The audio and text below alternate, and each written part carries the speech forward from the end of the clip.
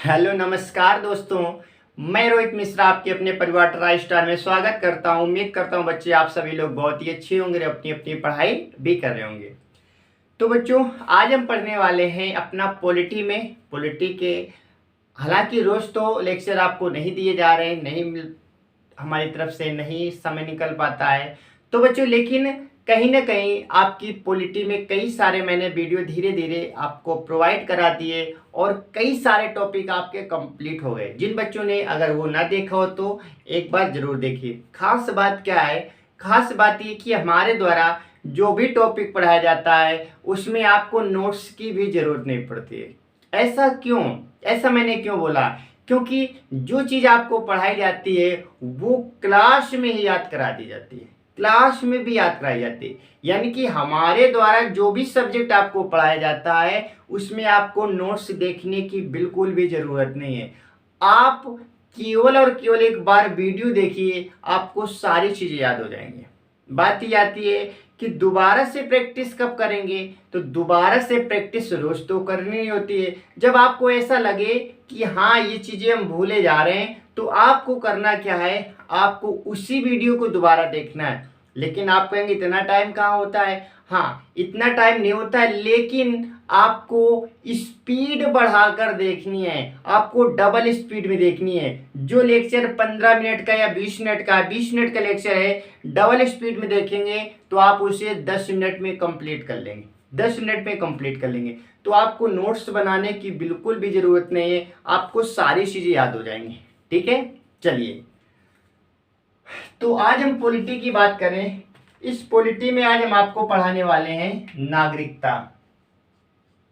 क्या पढ़ाने वाले हैं? आज हम पढ़ाने वाले हैं आपको नागरिकता यानी कि सिटीजनशिप। क्या? सिटीजनशिप पढ़ाने वाले हैं। सिटीजनशिप की बात करें, नागरिकता की बात हम करेंगे। आपने अक्सर सुना होगा नागरिकता, हम भारत के नागरिक हैं, हम भारत के नागरिक हैं। ये नागरिकता क्या है? किसे नागरिक कहा जाता है? कौन नागरिक होता है, कौन नागरिक नहीं होता है? तो नागरिक और हम जैसे भारतीय हैं, भारत की नागरिकता हमारे पास है, भारत की नागरिकता हमारे पास है। तो क्या हमारी नागरिकता छीनी जा सकती है? क्या छीनी जा सकती है? तो किस कंडीशन में आपको पता नहीं होगा, जानना जरूरी है आपके लिए। हमारी नागरिकता हमसे छीनी जा सकती है, कैसे, क्या कंडीशन होगी? आज की क्लास में सारी चीजें देखने वाले हैं। नागरिक कौन कहलाता है, नागरिकता कैसे प्राप्त होती है, क्या कोई विदेशी हमारे देश में आकर हमारी नागरिकता ले सकता है, या फिर हम अपने देश से किसी दूसरे देश में जाकर वहां की नागरिकता ले सकते हैं? ले सकते तो कैसे, क्या कंडीशन है, वो सारी चीजें देखते हैं। और ऐसा सुना होगा कि हम तो बचपन से भारतीय हैं, हम तो बचपन से भारतीय हैं। तो बचपन से भारतीय क्या होता है और बचपन का कहने का मतलब क्या? जन्म से हम भारतीय हैं, हम जन्म से भारतीय हैं। तो कंडीशन है कि जन्म से भारतीय, इसका मतलब हमारा जन्म भारत में हुआ है। हमारा जन्म कहाँ पर हुआ है? भारत में हुआ, तभी तो जन्म से भारतीय हो गए। अब ऐसा भी तो होता है किसी व्यक्ति का जन्म भारत में ना हुआ हो लेकिन बाद में उसने भारत की नागरिकता ले ली हो तो उसको जन्म से भारत का नागरिक नहीं कहेंगे। हाँ उसके पास में भारत की नागरिकता है लेकिन वो जन्म से नहीं है। तो ये सारी चीजें हम आज की अपनी क्लास में देखने वाले हैं। इसके लिए हमारे संविधान में कहाँ पर लिखा गया है, कौन सा भाग है, इसके लिए कौन कौन से आर्टिकल हैं, ठीक है, हमें नागरिकता कौन देता है, कौन छीनता है, ये सारी चीजें हम आज की वीडियो में देखने वाले हैं। नागरिकता कितने प्रकार की होती है ये भी हम देखने वाले हैं। जैसे भारत की नागरिकता तो एक होती है, हम भारतीय, हम भारत के ही लोग हैं, भारत की एक नागरिकता होती है। लेकिन कुछ ऐसे देश है जहाँ की दो दो नागरिकताएं होती हैं। तो नागरिकता यानी सिटीजनशिप दो प्रकार की होती है, एकल नागरिकता और दोहरी नागरिकता। एकल का मतलब जहां पर एक नागरिकता होती है और दोहरी का मतलब जहां पर दो। अभी एकल क्या है, दोहरी क्या है, आपको बिल्कुल भी समझ नहीं आ रहा होगा, अभी सारी चीजें क्लियर हो जाएंगी। एकल नागरिकता का मतलब होता है जैसे हम भारतीय हैं, हमारे पास एक ही प्रकार की नागरिकता है, हम भारतीय बोलते हैं। बात करेंगे यूएसए में आप जाएंगे, कनाडा में जाएंगे, यानी कि अमेरिका में जाएंगे, तो अमेरिका के व्यक्ति के पास में दो प्रकार की नागरिकता होती है, दो प्रकार के सिटीजनशिप होती है। आप कहेंगे कौन कौन सी होती है? तो एक वो व्यक्ति जिसका जन्म जिस राज्य में हुआ है, जैसे हमारा जन्म उत्तर प्रदेश में हुआ है, हमारा जन्म क्या हुआ उत्तर प्रदेश में, तो हम उत्तर प्रदेश के निवासी है, साथ ही साथ भारत के निवासी है, लेकिन हमारे यहाँ चूंकि एक ही नागरिकता है तो हम बोलते हैं भारतीय हैं। बात करेंगे अमेरिका की। अमेरिका में व्यक्ति का जन्म जिस स्थान पर हुआ है, जिस स्टेट पर हुआ है, तो सबसे पहले तो उस राज्य का वो नागरिक होगा। दूसरा पूरे अमेरिका का नागरिक होगा, यानी कि अमेरिका की जो व्यक्ति है उसके पास में दो प्रकार की नागरिकता है, जिस स्टेट में उसका जन्म हुआ है और जिस देश में वो है। तो एक तो देश की नागरिकता होती है, एक उसकी स्टेट की होती है। ठीक है, दो प्रकार की नागरिकता होती है। यानी कि नागरिकता की हम बात करें तो सबसे पहले क्वेश्चन आएगा नागरिकता कितने प्रकार की होती है, तो आप कहेंगे नागरिकता दो प्रकार की होती है। एक होती है हमारे पास एकल नागरिकता, एक क्या होती है एकल नागरिकता, एक होती है हमारे पास दोहरी नागरिकता। एकल की एग्जाम्पल की बात करें, अपना क्या हो जाएगा, प्यारा भारत हो जाएगा। भारत में एक ही प्रकार की नागरिकता है। बात करेंगे दोहरी कहाँ चलती है, तो आप कहेंगे यूएसए की बात करें, कनाडा की बात करें, यहाँ पर दोहरी नागरिकता की चलती है। ठीक है, वहां पर एक तो वो राज्य का होगा, जैसे मान लेते हैं कि ये यूएसए का कोई एक राज्य स्टेट हमारे पास मान लेते हैं कोई स्टेट है, कैलिफोर्निया की बात कर लेते हैं। मान लेते हैं कैलिफोर्निया यहाँ का एक स्टेट है। ठीक है, यहाँ का एक स्टेट है। एक व्यक्ति का यहाँ पर जन्म हुआ तो ये यहाँ का भी नागरिक कहलाएगा और ये यहाँ पर का भी नागरिक कहलाएगा, यानी इसके पास में दो प्रकार की नागरिकता होंगी, एक तो कैलिफोर्निया की और दूसरी अमेरिका की। मान लेते हैं हमारा जन्म यूपी में हुआ है, तो हम नागरिक यूपी के भी कहलाएंगे और भारत के कहलाएंगे, यानी कि नागरिकता अलग अलग नहीं होगी, हम केवल भारतीय कहलाएंगे। हम क्या बोलते हैं, अपने आप को भारतीय बोलते हैं, यानी कि हमारे पास नागरिकता केवल और केवल भारत की है, ना कि यूपी की। यूपी की नहीं, हमारे पूरे देश की नागरिकता है। सिटीजनशिप हमारे पास कैसी एकल नागरिकता है। तो ये एकल और दोहरी में ये डिफरेंस होता है। उम्मीद है आपको ये चीज समझ आ गई होगी। ठीक है, चलिए, तो नागरिकता कितने प्रकार की है, आपसे कोई पूछेगा तो आपका जवाब क्या होना चाहिए, आपका जवाब होना चाहिए सिटीजनशिप दो प्रकार की होती है, सिंगल और डबल। अब इस नागरिकता की हम बात करेंगे, इसमें किस भाग में इसका वर्णन है, भाग इसके लिए कौन सा है, पहला क्वेश्चन। दूसरा, इसके लिए आर्टिकल कौन कौन से हैं, अनुच्छेद कौन कौन से हैं। तो बात करेंगे, भाग की बात करें तो भाग 2 में इसका जिक्र किया गया है। अनुच्छेद की बात करें तो 5 से लेकर 11 तक, 5 से लेकर 11 तक। तो आपसे क्वेश्चन पूछा जाता है कि भारत की नागरिकता किस भाग में, तो आपका आंसर आना चाहिए भाग 2 में। भारत की नागरिकता कहां से कहां तक, ये भी आपसे क्वेश्चन पूछा जाता है, याद रखिए 5 से लेकर 11 तक, 5 से लेकर 11 तक। ठीक है, ये चीज आपको समझ आ गई क्या, 5 से लेकर क्या, तो आप कहेंगे 11 तक। ठीक है, इस पॉइंट को आपको याद रखना है। अब हम बात करेंगे, आपको 5 से लेकर 11 तक वो सारे आर्टिकल आपके माइंड में सेट होने चाहिए। आपसे डायरेक्ट आर्टिकल पूछ लेगा, बताइए आर्टिकल 5 का संबंध किससे, 7 का संबंध किससे, 10 का संबंध किससे, 11 का संबंध किससे है, यानी कि आपसे डायरेक्ट आर्टिकल पूछ सकता है। तो आर्टिकल 5 से लेकर 11 इनके बीच के सारे आर्टिकल आपको लर्न होने चाहिए, आपके माइंड में सेट होने चाहिए।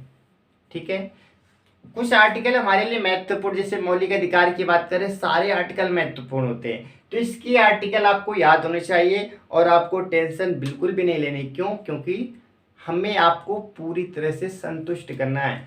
हम जितना भी आपको पढ़ाएंगे वो सब का सब, यदि आप पूरा वीडियो देखेंगे तो आपके माइंड में सेट होगा, इस चीज़ की तो गारंटी ली जाती है।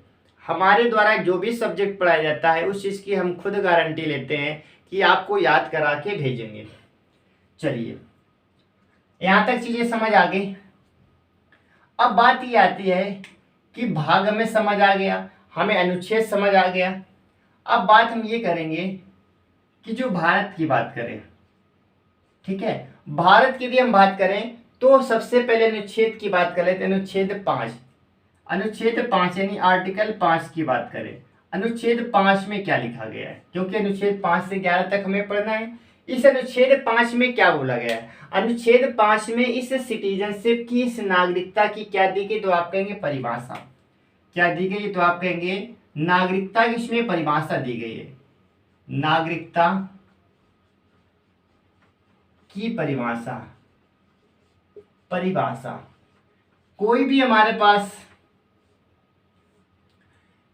कोई भी व्यक्ति नागरिक कब होगा, कैसे होगा, वो सारी चीजें किसमें लिखी, तो आप कहेंगे अनुच्छेद 5 में। यानी अनुच्छेद 5 का संबंध भारत में जो सिटीजनशिप है, जो नागरिकता है, उसकी परिभाषा देता है। अब इस परिभाषा में क्या क्या आता है वो सारी चीजें देखने वाले। तो सबसे पहला ही आपसे क्वेश्चन आएगा, अनुच्छेद 5 का संबंध किससे, तो आप कहेंगे सिटीजनशिप की इसमें परिभाषा यानी कि डिफिनीशन बताई गई है।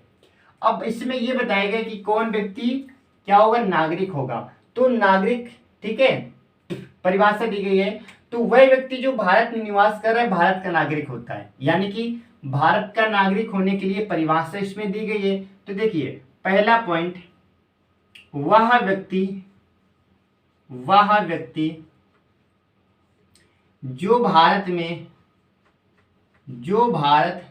में रह रहा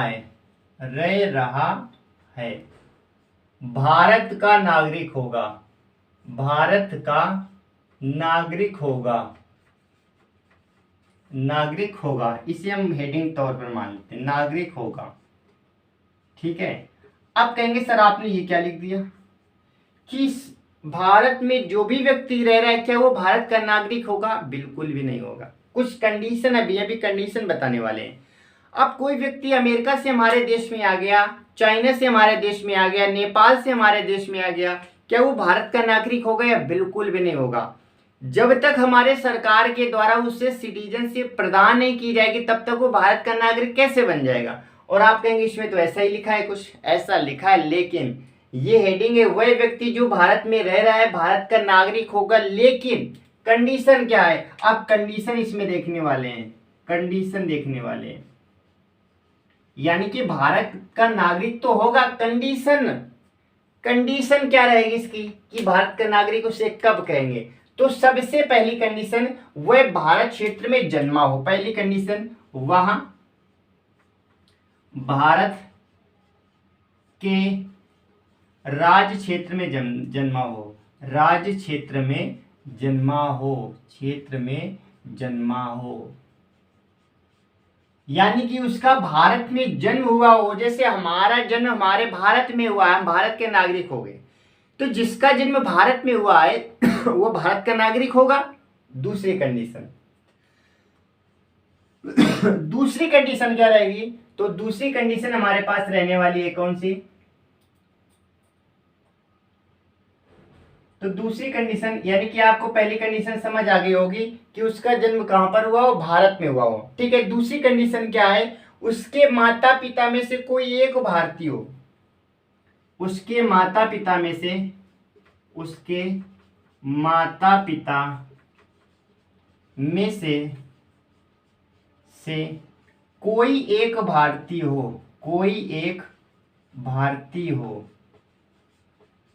कोई एक भारतीय हो, यानी मम्मी पापा में से कोई एक भारतीय, मम्मी भारतीय और पापा विदेशी होंगे तो भी चल जाएगा, यानी कि पेरेंट्स में कोई एक भारत का हो। तीसरी कंडीशन आप कहेंगे वह 5 वर्ष से भारत में निवास कर रहा हो, वह 5 वर्ष से भारत में निवास कर रहा हो, यानी कि वह 5 सालों से भारत में निरंतर रह रहा है, यह भी कंडीशन है। तो वह भारत के राज्य क्षेत्र में उसका जन्म हो, माता पिता में से कोई एक भारतीय हो और वह 5 साल से भारत में रह रहा है, ये कंडीशन है। अगली कंडीशन क्या है, नेक्स्ट कंडीशन है वह 19 जुलाई 1948 से पहले भारत आया हो। अगली कंडीशन की हम बात कर लेते हैं, यहां पर लिख लेते हैं। अगली कंडीशन हमारे पास 4 नंबर क्या है, 19 जुलाई 1948 से पहले भारत आया हो, वहां 19 जुलाई 1948 से पहले भारत आया हो।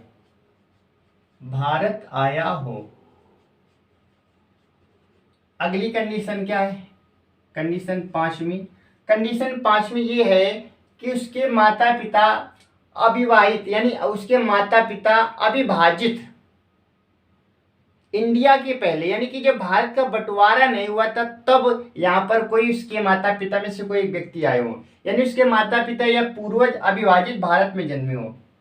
उसके माता पिता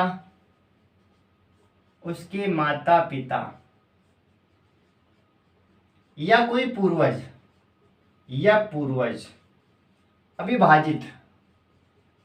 अविभाजित भारत में जन्मे हो। चलिए, इतनी सारी कंडीशन आपको याद करनी है कि कोई व्यक्ति भारत का कब नागरिक बनेगा, कोई व्यक्ति भारत का नागरिक कब कहलाएगा। तो आप कहेंगे सबसे पहले तो उस व्यक्ति का जन्म भारत में हुआ हो, पहली कंडीशन। दूसरी कंडीशन, उसके माता पिता में से कोई एक का जन्म भारत में हुआ हो। तीसरी कंडीशन, वो भारत में 5 साल से रह रहा हो, कम से कम 5 साल से रह रहा हो, तीसरी कंडीशन। चौथी कंडीशन क्या है, 19 जुलाई 1948 से पहले वो भारत आ चुका हो। पांचवी कंडीशन क्या है, उसके माता पिता या उसके पूर्वज का जन्म भारत के बंटवारे से पहले उसका जन्म हुआ हो। क्योंकि आपको पता है भारत पाकिस्तान का बंटवारा हुआ था, भारत पाकिस्तान के बंटवारे से पहले कोई व्यक्ति भारत आया, रहने लगा, वो भारत का नागरिक कहलाएगा। तो ये सारी कंडीशन मैंने आपको बता दी। उम्मीद है आपको समझ आ गई होंगी।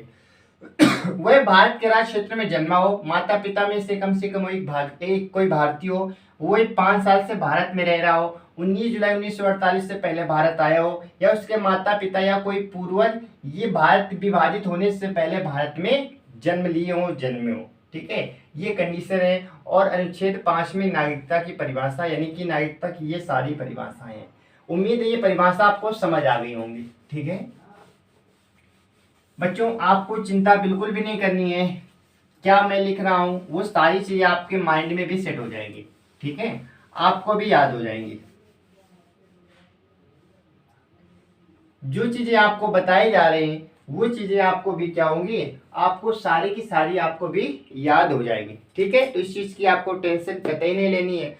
अब हम बात करेंगे नेक्स्ट, हमारे पास अनुच्छेद आपको 5 क्लियर हो गया होगा। अनुच्छेद यानी आर्टिकल 6 की बात करें, आर्टिकल 6 की बात करें। आर्टिकल 6 में क्या बोला गया है, यदि हम आर्टिकल 6 की बात करते हैं तो 6 में पाकिस्तान से भारत आने वाले लोगों की नागरिकता, यानी कि पाकिस्तान से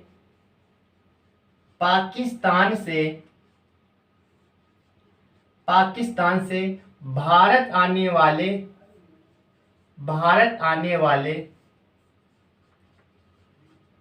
व्यक्ति के विषय में नागरिकता, विषय में क्या, नागरिकता। याद रखेंगे बच्चों, अनुच्छेद 6 में क्या लिखा है, आर्टिकल 6 में क्या लिखा है कि कोई व्यक्ति पाकिस्तान से भारत आता है तो उसकी नागरिकता किस आर्टिकल के तहत दी जाएगी, तो आप कहेंगे आर्टिकल 6 के तहत दी जाएगी। यानी कोई व्यक्ति पाकिस्तान से भारत आता है, भारत की नागरिकता लेना चाहता है, सिटीजनशिप लेना चाहता है, तो भारत सरकार के द्वारा उसे जो सिटीजनशिप दी जाएगी किस अनुच्छेद के तहत दी जाएगी, तो आप कहेंगे अनुच्छेद 6 के तहत दी जाएगी। समझ आया अनुच्छेद, लेकिन इसकी कंडीशन होती है, कंडीशन भी देखेंगे।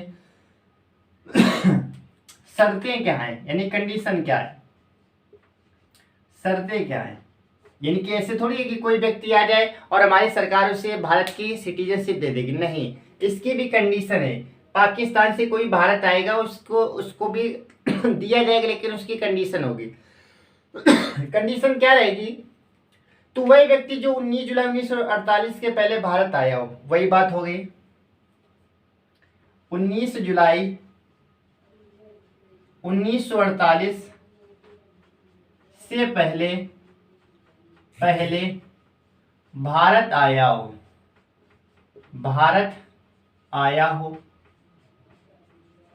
और भारत आए और 6 महीने तक 6 माह यहाँ पर बिताए हो और यहाँ 6 माह बिताया हो, 6 माह यहाँ पर बिताया हो, यानी कि भारत आया हो, 6 महीने तक भारत में रहा हो और संविधान लागू होने से पहले, और संविधान लागू होने से पहले, लागू होने से पहले, संविधान के लागू होने से पहले उससे रजिस्ट्रेशन करा लिया हो, यानी उसने रजिस्ट्रेशन करा लिया हो, उसने रजिस्ट्रेशन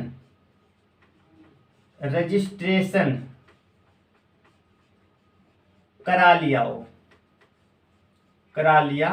तो ये कंडीशन है, याद रखेंगे बच्चों। कोई व्यक्ति पाकिस्तान से भारत आता है और भारत की नागरिकता लेना चाहता है तो उसके लिए कंडीशन रखी गई थी। कंडीशन क्या थी? 19 जुलाई 1948 से पहले आपको भारत आना पड़ेगा। दूसरी कंडीशन क्या है? आपको भारत में रेगुलर कंटिन्यू पर 6 महीने आपको रहना पड़ेगा। साथ ही साथ उस 6 महीने के दौरान आपको भारत सरकार के द्वारा आपको रजिस्ट्रेशन कराना होगा, यानी कि आपको पंजीकरण कराना होगा। क्या कराना होगा? पंजीकरण, यानी कि रजिस्ट्रेशन। तो वह व्यक्ति भारत का नागरिक बन जाएगा। तो पाकिस्तान से भारत आएगा तो इसके लिए कंडीशन दी गई है। ठीक है, उम्मीद है आपको ये कंडीशन समझ आ गई होगी। ये आर्टिकल 6 था। तो बताइए आर्टिकल 5 में क्या है? सिटीजनशिप की परिभाषा दी गई, डिफिनीशन ऑफ सिटीजनशिप।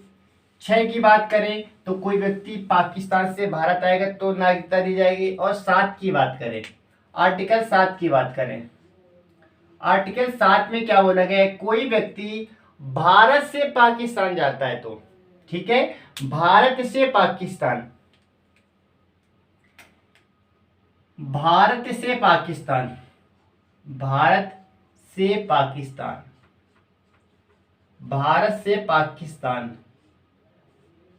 जाने वाले व्यक्ति के विषय में, जाने वाले व्यक्ति के विषय में, यानी कि अनुच्छेद 7 का संबंध है कि कोई व्यक्ति भारत से पाकिस्तान जाता है, वहां की नागरिकता, वहां की सिटीजनशिप लेता है तो उसे अनुच्छेद 7 के तहत उसे ऐसी परमिशन दी जाती है। अनुच्छेद ये 7 है। 7 के बाद में अनुच्छेद हम 8 की बात करते हैं। अनुच्छेद 8 की बात करते हैं। 8 में कौन सी बात कही गई है? एनआरआई के बारे में कहा गया है। एनआरआई क्या होता है? जो प्रवासी भारतीय होते हैं। प्रवासी भारतीय का मतलब हमारे ही देश के व्यक्ति विदेशों में जाकर अपना नौकरी पेशा करते हैं, वो हमारे क्या कहलाते हैं? प्रवासी भारतीय। वहां की नागरिकता ना लें, जैसे हम अभी अमेरिका चले जाए कुछ समय के लिए, फिर अपने देश आ जाए तो हमारी नागरिकता भारत की ही रहेगी, हम प्रवासी कहलाएंगे। ठीक है, एनआरआई बोलते हैं। तो भारतीय मूल के लोगों की नागरिकता, इसमें याद रखेंगे भारतीय मूल के लोगों की नागरिकता, के लोगों की नागरिकता, लोगों की नागरिकता, नागरिकता। तो याद रखेंगे इसमें भारतीय मूल के व्यक्ति, यानी कि भारत का कोई भी व्यक्ति किसी भी कंट्री में चला जाए वो भारत का नागरिक होगा। ये किस आर्टिकल में लिखा है? आर्टिकल 8 में लिखा है। किस में लिखा है? तो आप कहेंगे 8 में लिखा है। और इसी को बोलते हैं क्या? एनआरआई बोलते हैं। क्या? एनआरआई। हिंदी में क्या बोलते हैं? भारतीय प्रवासी बोलते हैं। क्या बोलते हैं? भारतीय प्रवासी, यानी कि नॉन रेसिडेंट इंडियन। क्या बोलते हैं? Non resident Indian. तो एनआरआई का फुल फॉर्म क्या होता है? नॉन रेसिडेंट इंडियन, यानी कि भारतीय प्रवासी। ठीक है, प्रवासी भारतीय कह सकते हैं, प्रवासी भारतीय, प्रवासी भारतीय। और आपसे क्वेश्चन पूछा जाता है कि बताइए प्रवासी दिवस कब मनाया जाता है? तो वो भी आपको याद रखना है, 9 जनवरी को मनाया जाता है। ठीक है, अस्थायी रूप से विदेश में रहते हैं या नौकरी करते हैं। और ये जो व्यक्ति होते हैं ये क्या होते हैं? अस्थायी रूप से, अस्थायी रूप से विदेश में रहते हैं या नौकरी करते हैं, नौकरी करते हैं। यानी कि एनआरआई किसे कहेंगे, प्रवासी भारतीय किसे कहेंगे, ऐसे व्यक्ति जो विदेश में या तो घूमने गए हैं या तो नौकरी ले करने गए, लेकिन उसके लिए एक वीजा बनता है 2 साल का, 5 साल का, इस प्रकार से, यानी कि कुछ समय के लिए गए हैं। तो वो व्यक्ति किस आर्टिकल के तहत आएंगे, तो आप कहेंगे आर्टिकल 8 के तहत। किसके तहत, 8। यानी कि अनुच्छेद 5 का संबंध, सिटीजनशिप की परिभाषा, 6 में पाकिस्तान से भारत, 7 में पाकिस्तान से भारत और 8 में एनआरआई यानी कि प्रवासी भारतीय के बारे में बताया गया है। ठीक है, प्रवासी भारतीय के बारे में बताया गया है, ये पॉइंट आपको याद रखना है। और साथ ही साथ ये प्रवासी भारतीय दिवस कब से मनाया जा रहा है, क्यों मनाया जा रहा है, तो आपको पता है 9 जनवरी 1915 को, 9 जनवरी 1915 को गांधी जी वापस आते हैं, वापस आते हैं। कहाँ से आते हैं, तो आप कहेंगे अफ्रीका से। अफ्रीका में ये वकालत की पढ़ाई पढ़ने जाते हैं, वहां से 9 जनवरी 1915 को वापस आते हैं। तो इसे हम किस रूप में मनाने लगे, प्रवासी भारतीय के रूप में मनाने लगे। ठीक है, और इसकी शुरुआत कब से हुई, 2003 से। ये दिवस हम कब से मना रहे हैं, तो याद रखेंगे प्रवासी दिवस। ठीक है, प्रवासी भारतीय दिवस ये कब मनाया जाता है, प्रत्येक साल, याद रखेंगे 9 जनवरी को मनाया जाता है। और शुरुआत कब से, तो आप कहेंगे 2003 से। तो 2003 से इससे मनाना शुरू किया गया। तो प्रवासी भारतीय दिवस कब मनाया जाता है, आप कहेंगे प्रवासी भारतीय दिवस मनाया जाता है कब, 9 जनवरी को। इसकी शुरुआत कब से हुई, 2003 से। और किसके वापस आने पर ये मनाया जाता है, आप कहेंगे महात्मा गांधी। कब आए थे, 1915 में आए थे। कहाँ से आए थे, अफ्रीका से आए थे। ठीक है, और किस आर्टिकल में जिक्र है, तो आप कहेंगे आर्टिकल 8 में इसका जिक्र है। नॉन रेसिडेंट इंडियन इसका फुल फॉर्म होता है, नॉन रेसिडेंट इंडियन इसका क्या होता है, तो आप कहेंगे फुल फॉर्म होता है। ठीक है, ये सारी चीजें आपके माइंड में सेट हो जाएंगी। ठीक है, आपको इस चीज की टेंशन बिल्कुल भी नहीं लेनी। अभी तक मैंने जो पढ़ाया वो सारी चीजें आपके माइंड में सेट हो जाएंगी उस चीज की, तो आपको चिंता बिल्कुल भी नहीं करनी है। अब हम बात करेंगे कि नागरिक और, चलिए पहले हम आर्टिकल और देख लेते हैं। आर्टिकल कहाँ तक, 8 तक हो गए आर्टिकल, चूंकि 11 तक पढ़े तो आर्टिकल पहले एक साथ देख लेते हैं। अनुच्छेद हम ये बात करेंगे 9 की, आर्टिकल 9 की बात करते हैं। आर्टिकल 9, अनुच्छेद 9 की बात करें। अनुच्छेद 9 में क्या बताया गया है, अनुच्छेद 9 की यदि हम बात करें तो अनुच्छेद 9 में नागरिकता का निलंबन बताया गया है। नागरिकता जो सिटीजनशिप है इसके निलंबन के बारे में जानकारी दी गई है।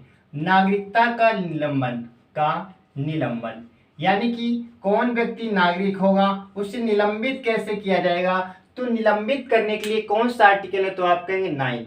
अनुच्छेद 9 में नागरिकता यानी सिटीजनशिप के निलंबन की बात कही गई है। किसकी बात, निलंबन की बात कही गई। इसके बाद में अनुच्छेद हम 10 की बात कर लेते हैं, आर्टिकल 10 की बात कर लेते हैं। अनुच्छेद 10 में क्या बोला गया, तो आप कहेंगे जो हमारे नागरिकता के अधिकार हैं इनको बना रहना, यानी नागरिकता के अधिकारों का बना रहना, नागरिकता के अधिकारों का बना रहना, नागरिकता के अधिकारों का नागरिकता के अधिकारों का बना रहना, नागरिकता के अधिकारों का बना रहना, यानी कि नागरिकता के अधिकारों का बना रहना किस आर्टिकल है, तो आप कहेंगे 10 में। किसमें, 10 में। ठीक है, तो ये नागरिकता के अधिकारों का इसमें बना रहना, इसमें कोई कमी की जा सकती है। अब इसमें बताइए, इस नागरिकता में कमी की जा सकती है तो कमी के लिए संशोधन किया जाएगा, इसमें कमी की जा सकती है, तो ये किसमें, आर्टिकल 10 में। यानी आर्टिकल 10 में एक पॉइंट और याद रखेंगे, इसमें नागरिकता को कम भी किया जा सकता है, इसमें कमी भी की जा सकती है, कमी भी की जा सकती है, ये भी याद रखना आपको। ठीक है, इसमें कमी भी की जा सकती है। और एक लास्ट आर्टिकल देखेंगे 11। क्या देखेंगे, 11 देखेंगे। 11 की बात करेंगे इसमें बोला गया संसद को अधिकार है कि वह नागरिकता कानूनों में संशोधन कर सकती है, यानी कि कुल मिलाकर कानून बनाना व संशोधन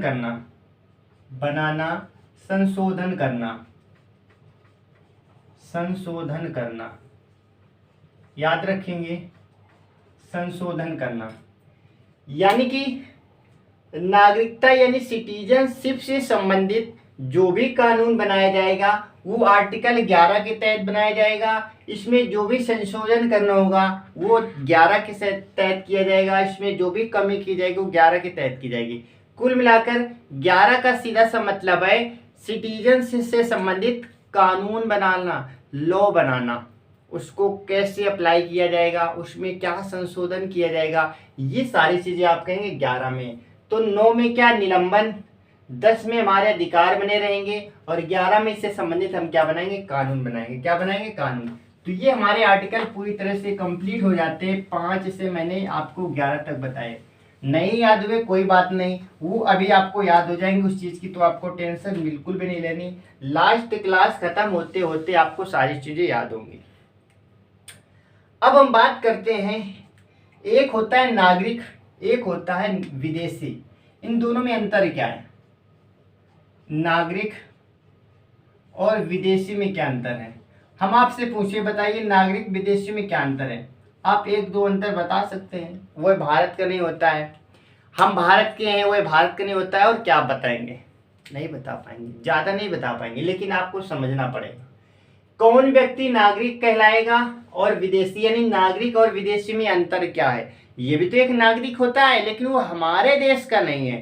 तो नागरिक और विदेशी में अंतर क्या, ये अंतर हम देखने वाले हैं। तो सबसे पहला अंतर क्या रहेगा, तो आप कहेंगे ये हमारे देश का होता है, ये हमारे देश का नहीं होता है। पहला अंतर तो ये हो गया, ठीक है। तो देखिए, एक राज्य के स्थायी निवासी होते हैं, ये क्या होते हैं, स्थायी होते हैं, स्थायी निवासी। तो पहला पॉइंट, इनका जन्म जहां पर होता है ये स्थायी होते हैं, और ये क्या होते हैं, तो आप कहेंगे अस्थायी होते हैं। स्थायी का मतलब क्या, ये स्थायी परमानेंट होते हैं, यहीं पर रहना है इनको। और ये क्या होते हैं, ये आज आए कल चले जाएंगे, परसों और कहीं जाएंगे, नरसों और कहीं जाएंगे, फिर अपने देश जाएंगे। यानी कि ये घुमक्कड़ होते हैं, घूमने केवल आते हैं। और ये तो इनका जन्म स्थान है, इनका जन्म हुआ है, तो ये स्थायी होते हैं। जबकि ये क्या होते हैं, तो आप कहेंगे नॉन स्थायी होते हैं, यानी कि नॉन परमानेंट होते हैं, यानी कि अस्थायी होते हैं। दूसरा पॉइंट क्या है, दूसरा पॉइंट है राजनैतिक एवं सामाजिक इनके पास अधिकार होता है। इनके पास में राजनैतिक के साथ साथ सामाजिक अधिकार है। सामाजिक अधिकार है, क्या है, सामाजिक अधिकार है। यानी कि इनके पास में राजनैतिक यानी कि जो पॉलिटिशियन है, और जो सामाजिक है, सोशलिस्ट है, यानी कि ये व्यक्ति राजनीतिक में भी जा सकता है और सामाजिक मुद्दे भी उठा सकता है। ये सारी चीजें हमारे नागरिक के पास है। जबकि इनकी बात करेंगे तो ये क्या है, ये राजनीति में हिस्सा नहीं ले सकते हैं, केवल सामाजिक इनके पास अधिकार है, केवल सामाजिक अधिकार है। सामाजिक अधिकार, क्योंकि सामाजिक अधिकार तो सबको दिए जाते हैं, इनके पास में केवल सामाजिक अधिकार है। याद रखेंगे, जो भारत का व्यक्ति है राजनीतिक चीजें समझेगा, राजनीति में जा सकता है, सामाजिक भी इसके पास अधिकार है। जबकि जो विदेशी होता है वो राजनीतिक में भारत में क्या चल रहा है, कौन प्रधानमंत्री, कौन राष्ट्रपति, उससे क्या मतलब, किससे वोट देना है, किससे नहीं देना है, उससे कोई मतलब नहीं। वो केवल सामाजिक अधिकार उसके पास में है, उसके पास में राजनीतिक अधिकार नहीं है। बात करेंगे अगला पॉइंट हमारे पास क्या है। नेक्स्ट पॉइंट हमारे पास है, ये अपने राज्य के लिए निष्ठा रखते हैं। ये देश के लिए निष्ठा रखते हैं या राज्य के लिए, बात एक ही होती है, देश के लिए निष्ठा रखते हैं। बताइए, हमारा देश है, हम अपने देश के अच्छे भलाई के बारे में तो सोचेंगे। और जो विदेशी होती है, इन्हें क्या मतलब, इन्हें तो घूमने से मतलब, घूमने फिरने, इसके बाद में क्या हो रहा है देश में कोई मतलब नहीं। लेकिन ये हमारा देश है, हम अपने देश के प्रति निष्ठावादी हैं, ठीक है। और ये क्या है, तो आप कहेंगे ये नहीं है। ये क्या है, तो आप कहेंगे ये, ठीक है, ये अपने यहाँ के, ये अपने देश के हैं, ये यहाँ के नहीं है, ये अपने देश के हैं, अपने देश के निष्ठावादी हैं, अपने देश के निष्ठावादी। यानी कि इनका जन्म जहां पर हुआ है वो उसके बारे में सोचेंगे, हम अपने बारे में सोचेंगे और ये अपने देश के बारे में सोचेंगे। एक ये अंतर होता है। अगला अंतर क्या इनमें, तो इन्हें सेना में भर्ती होने के लिए बाध्य किया जा सकता है, सेना में भर्ती के लिए बाध्य किया जाएगा, बाध्य, और इन्हें जरूरी नहीं, इन्हें नहीं, बस ऐसे समझ लेंगे। यानी कि जो व्यक्ति भारतीय है, जैसे मोदी जी अभी लेकर एक आ रहे थे कि किसी भी हमें फील्ड में जाना है तो आपको सबसे पहले एक आर्मी में आपको 3 साल की क्या करनी पड़ेगी, 3 साल आपको वहां पर ड्यूटी देना पड़ेगी। इसके बाद में आप अपनी इच्छा से कर सकते हैं, जैसे चाइना में पॉलिसी चलती है। तो इसे अपने देश के लोगों को जबरदस्ती कर सकते हैं, लेकिन विदेशी के साथ में ऐसा नहीं करेंगे। नहीं, आपको ऐसा करना है, उसकी मर्जी, वो करे या ना करे। हालांकि उसे कोई हस्तक्षेप करने का अधिकार ही नहीं है, वो तो ऐसी चीजें सोचेगा ही नहीं। तो इसके साथ जबरदस्ती नहीं किया जा सकता, लेकिन ये हमारे देश के नागरिक है, अपने देश के नागरिक के साथ में हम जबरदस्ती कर सकते हैं, बाध्य है हमारे लिए। तो नागरिक विदेशी में क्या अंतर होता है, ये स्थायी होते हैं, नॉन स्थायी होते हैं। राजनीतिक सामाजिक में हिस्सा लेंगे, इनके पास अधिकार, इनके पास में राजनीतिक यानी सामाजिक के पास केवल अधिकार होता है। ये देश के लिए निष्ठा रखते हैं, ये अपने देश के लिए निष्ठा रखेंगे। इन्हें हम सेना में भर्ती के लिए जबरदस्ती कर सकते हैं, इन्हें सेना में भर्ती करने के लिए जबरदस्ती नहीं कर सकते। तो नागरिक और विदेशी में ये छोटा सा क्या होता है, डिफरेंस होता है, जो कि आपको पता ही होना चाहिए। आपको ये पता होना चाहिए कि अंतर क्या होता है। ठीक है, क्या यहाँ तक चीजें क्लियर हो गई? क्या दोनों में अंतर आपको मैंने जो सिखाया आपको उम्मीद है समझ आया होगा। अब अगली हेडिंग आती है नागरिकता अधिनियम कब आया था, आपसे डायरेक्ट पूछा जाता है। नागरिकता अधिनियम कब आया था, याद रखेंगे। नागरिकता अधिनियम की बात करें, ये 1900 किस में आया था, 55 में आया था, 1955 में आया था।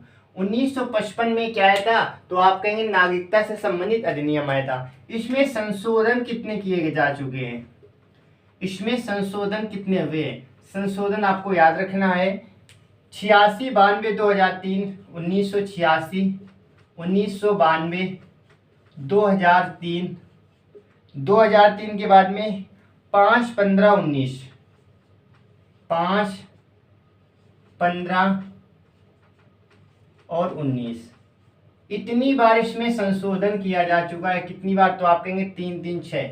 यानी कि नागरिकता से संबंधित कितनी बार संशोधन किया जा चुका है, तो आप कहेंगे 6 बार। 86, 92, 3, 5, 15, 19, इतनी बार संशोधन भारत में किया जा चुका है। ठीक है, इसके बाद में एक लास्ट हेडिंग देखेंगे और इसके बाद हम कंप्लीट करेंगे अपना इस चैप्टर को। और एक लास्ट में हम क्या करेंगे, रिवीजन करेंगे, जिससे आपको याद हो जाए कि नागरिकता भारत में कितने प्रकार से मिलती है। ठीक है, नागरिकता प्राप्त करने के 5 तरीके हैं। नागरिकता प्राप्त करने के तरीके, नागरिकता प्राप्त करने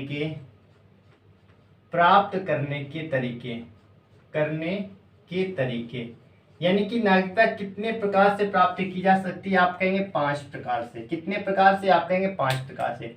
एक तो जन्म के आधार पर, दूसरा जन्म के बाद में, तो आप कहेंगे पहले जन्म के आधार पर किया जाएगा। दूसरा वंश के आधार पर, वंश परंपरा के आधार पर, वंश परंपरा के आधार पर आपको दिया जाएगा। जन्म के आधार पर, वंश परंपरा के आधार पर, पंजीकरण के माध्यम से, अगला देशीकरण के माध्यम से, देशीकरण के आधार पर, लास्ट है। ठीक है, देशीकरण हो गया, पंजीकरण हो गया, और लास्ट में क्या याद रखेंगे, अर्जित भूभाग के विलय, अर्जित भूभाग के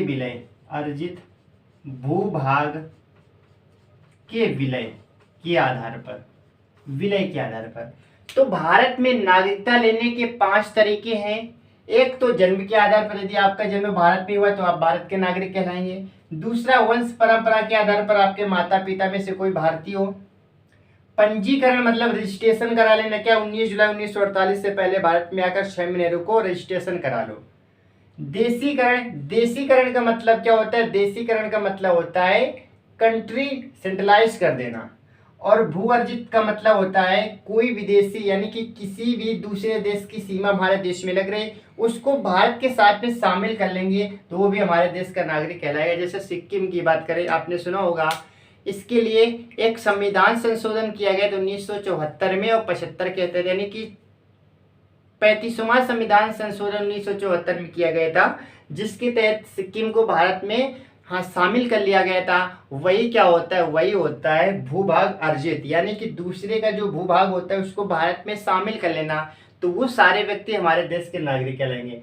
तो नागरिकता प्राप्त करने के आपसे पूछा जाता है कितने तरीके, और ऐसे भी पूछ लेता है कि भारत में नागरिकता प्राप्त करने के लिए निम्न में से कौन सा तरीका नहीं है, कौन सा तरीका नहीं है। तो याद रखेंगे ये सारे तरीके होते हैं, आपसे पूछा जाता है, ठीक है। तो ये आपको नाम याद होने चाहिए, आपको नाम याद होने चाहिए। एक लास्ट पॉइंट हमारे पास क्या है? निलंबन के कितने तरीके हैं? नागरिकता के निलंबन के तरीके, यानी कि छीनने के तरीके कितने? तो याद रखेंगे निलंबन के 3 तरीके। कौन कौन से? एक तो दिमागी रूप से पागल हो, दिमागी रूप से पागल या दिवालिया हो। कोई दिमागी रूप से क्या हो? पागल हो या दिवालिया हो। दूसरा, गैर कानूनी रूप से भारत से प्राप्त की हो, गैर कानूनी रूप से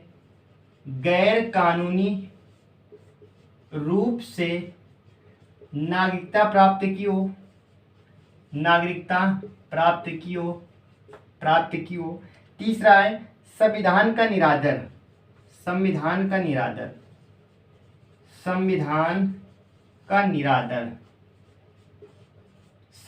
का निरादर या देशद्रोही होने पर, ठीक है।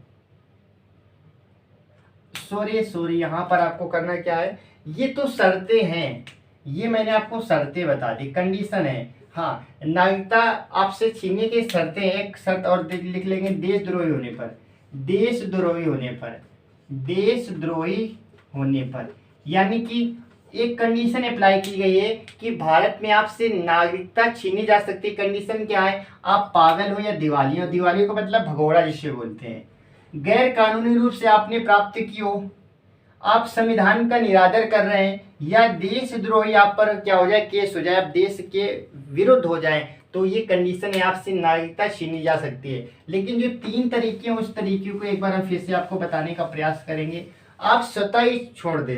क्या?